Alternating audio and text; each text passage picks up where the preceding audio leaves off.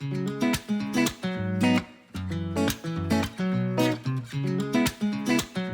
everybody, Tanner and Roti here today with Groundwork Ohio River Valley. At Groundwork, we've been really thoughtful, intentional, sensitive to how we want to communicate during this time. And we know that first and foremost, public health and safety are the most important things. But we also want to make sure that our friends know that we're here, we're still working, we're planning, we're adapting, we're evolving to become an organization that's ready for the future of work, especially in green jobs and what that looks like in our areas.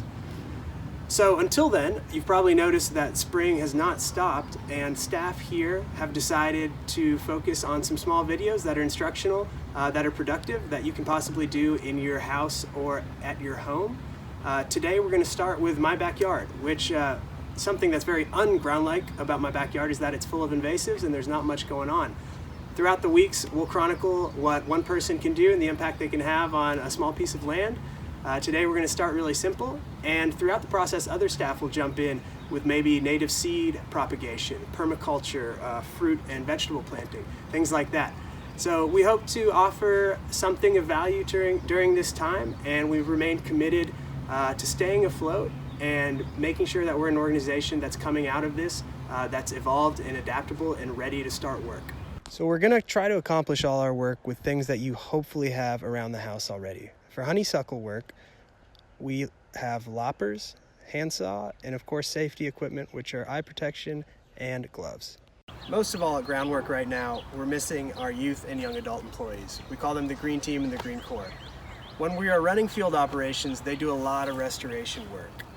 Usually restoration work starts with getting rid of invasive species. Invasive species are plants or animals or whatever that are not native to an area that usually come in and outcompete other native species, negatively harming the ecosystem, possibly public health, wildlife, all sorts of other things. So today, if you're in the greater Cincinnati region, you might already know about this. We're going to focus on bush honeysuckle. How do you identify bush honeysuckle? As many of you know, identifying bush honeysuckle in the tri-state is quite easy, as they leaf out earlier than most plants in the spring and hold on to their leaves later than most in the fall, giving them a competitive advantage. They thrive on the forest's edge and are common along interstates. They can grow over 15 feet tall. In fact, I think that Groundwork staff Micah Johnson holds the state record for cutting down the largest honeysuckle. Their leaves grow opposite from each other and are slightly fuzzy or hairy. They have hollow twigs, white and yellow tubular flowers, and red berries. Remember, pulling out a small honeysuckle by the roots by hand is the easiest and safest way to stop them.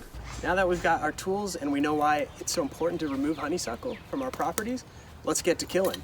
So this small to medium-sized honeysuckle, I've selected a lopper. I'm going to get it down right at the base of the plant, close to the ground, to remove most of it.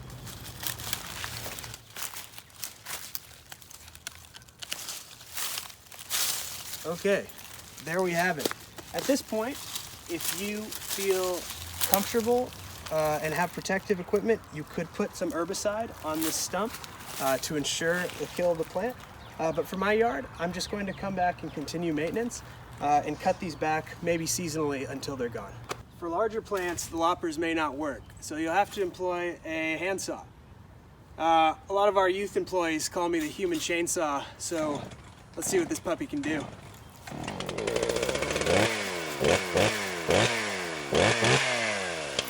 Alright, hold on, taking a little longer than I thought.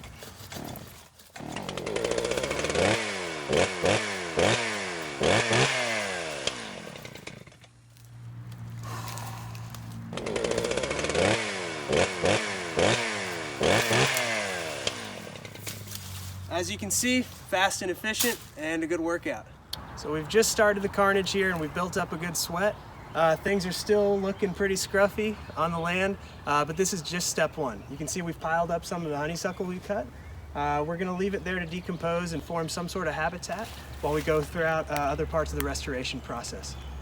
Thanks for tuning in today, and come back for more regarding restoration, permaculture, native seed plantings, and to see what this mess looks like a little later.